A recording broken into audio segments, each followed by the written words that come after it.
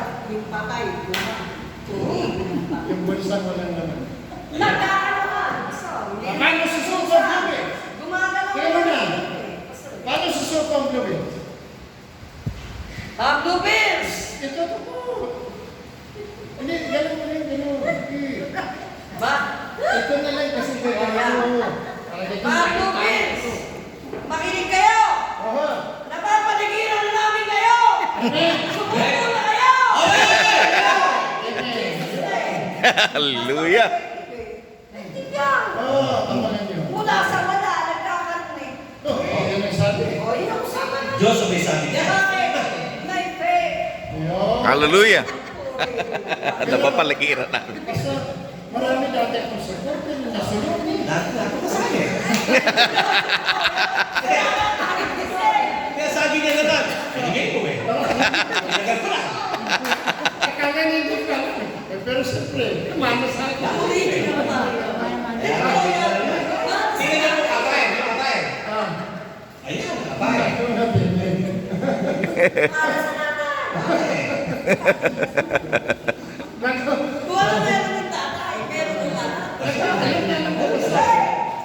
Alam na anak ko. Alam mo, Pastor Edmond, alam mo kung sino sinusunod? Mga nasabong pa. Kala hindi ko alam. Hindi. Yung kanya amin din naman. Apa? Siyempre, thanks. Diba? Pastor na. Basta susuko yung pastor. Oo nga. Basta nakita ko kanina during the worship natin. Ano kayo sa Japan? Binabagay-way din. Japan. Tsaka Pilipinas at Japan eh. Pastor eh. Pilipinas at Japan ang talagang sasaturate sa... Bakit pala laging sa puso ko Japan ka? Hindi, conqueror po kasi ang Japan sa history. Japan. Conqueror sila eh. Di ba? Nananakot sila eh. Kaya parang ganun ang ginawa sa atin, papunta ron para sumakot. Japan eh, Japan Kaya eh. lang, niyanig ng 7.6. Hindi, para po magano po yung pangmatay nila. Dahil ang sabi niyo po, turo niyo po sa amin, ang mga ganyan dilubyo para sa mga unbeliever. Para maniwala. Tama? Sige. Balik na natin. Balik tayo. Yup. Sa panahon ng pananampalataya, Aha. panahon ng biyaya, panahon ng iglesia, Holy Spirit dapat nagkala. Amen. Kasi, sabi ng Lord, pagkakyat ko, bababa sa inyo, ha? Holy Spirit. Pinagay ko. Kaya huwag muna kayo malis sa Tama, tama. Luke 24:49.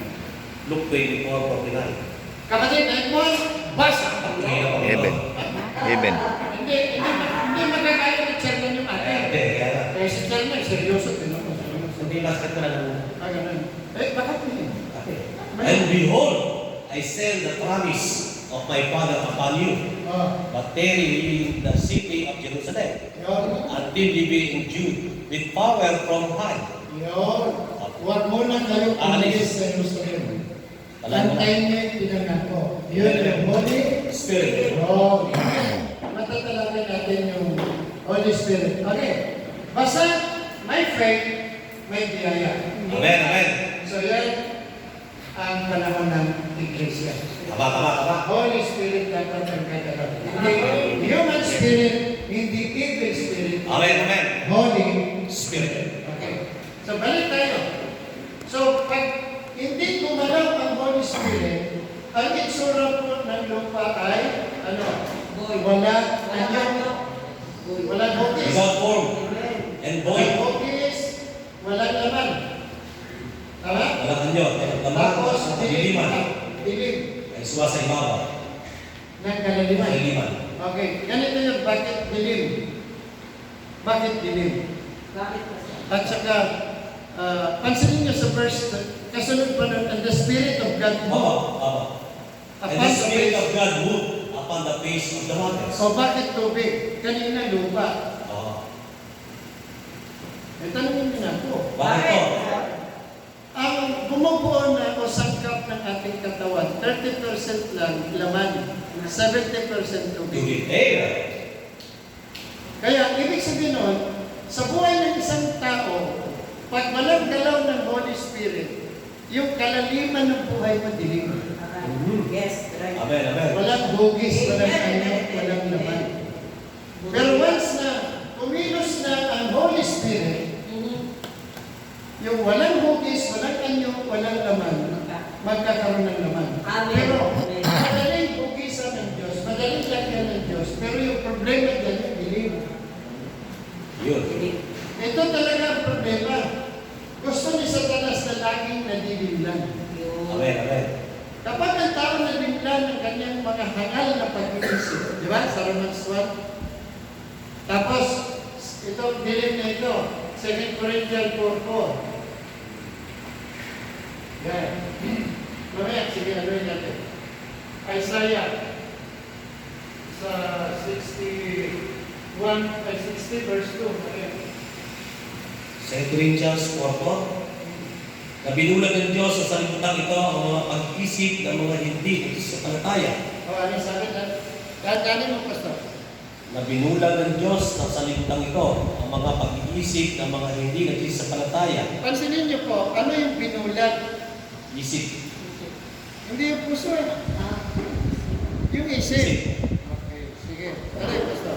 Upang sa kanila ay huwag sumilang ang kaliwanagan ng Ebanghelyo ng kalwalatian ni Kristo na siyang larawan ng Diyos. Yun. Nakita niyo? Amen. Ano yung binulag ni Satanas na? Isip po.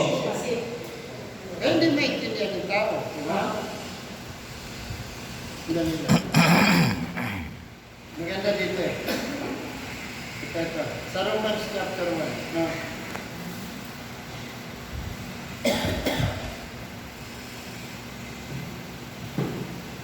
Ang galing dito. Mamaya na natin ano ito, mana. Dito muna tayo. Si Satan kasi, siya yung God of this world. Amen. Siya yung Prince of Darkness. No? John 12:31. Nasa ninyo yan. Tama? Saka John, chapter 16. Okay. The God of this world, not rightly. So, mga kapatid, si Satan, binulag yung isip natin. Amen. So, hindi natin maintindihan kung gaano kakapangyarihan ng Diyos. Kasi kung maintindihan ng mga Kristiyano how powerful God is, hindi ka dapat magdududa. Tama hindi? Amen. Hindi ka magdududa.